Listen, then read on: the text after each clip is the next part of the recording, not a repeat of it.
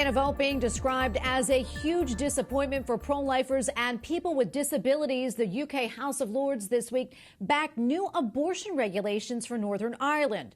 Earlier this month, the Northern Ireland Assembly rejected the imposition of abortion legislation by Westminster.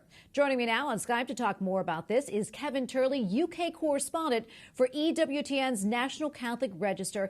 Kevin, welcome back to the show. Good to have you on again. Good evening, Tracy.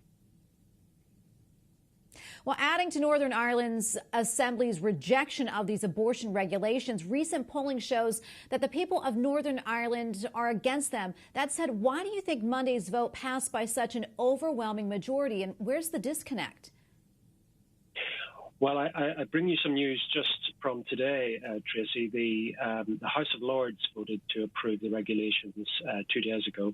But tonight, the lower chamber, the actual elected MPs at Westminster, have voted 253 to 136 in favour of approving these UK regulations to be imposed upon Northern Ireland. There's a number of issues here. The first is, if I can take your listeners back a little bit to the referendum in Southern Ireland, the Republic of Ireland, in May 2018. That was an overwhelming approval for decriminalisation of abortion in the southern part of Ireland. The only part of the British Isles, then, effectively, that had a pro-life culture was Northern Ireland, and it came under increasing pressure, especially from Westminster. In July 2019, when the local assembly, the local devolved assembly in Belfast, wasn't sitting, it was suspended at the time, regulations and legislation were passed by the Westminster government, lobbies in Westminster to push through a very extreme decriminalisation of abortion on the people of Northern Ireland.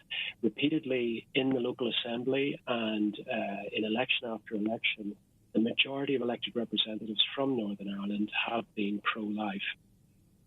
So this flew in the face of all of the sort of elected representatives' wishes, but also the wishes of the people in Northern Ireland. Just this month, there was a poll taken of people in Northern Ireland, which showed 79% of the people there were totally opposed to this liberal abortion regime being forced upon them.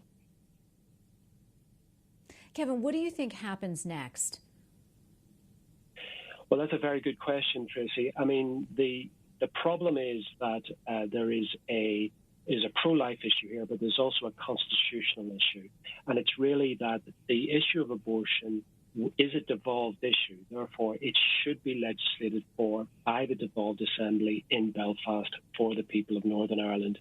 It appears, however, that the Westminster government is overriding that and legislating for abortion for the people of Northern Ireland. So I suspect that there will be much more toing and froing between the local assembly and the Westminster Parliament, but also I suspect there'll be some legal challenges around this.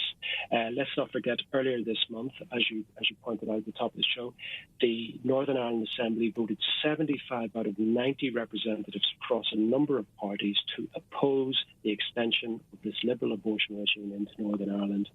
So it is something which flies in the face of local democracy, but also sets a constitutional precedent, an unfortunate one, that somehow devolved administrations and the legitimate powers given to them are okay as long as it's not on the subject of abortion. Well, Kevin, thank you so much for coming on and sharing your insight with us. We really do appreciate it. Kevin Turley, UK correspondent for EWTN's National Catholic Register. Thank you again, Kevin. Thank you, Tracy.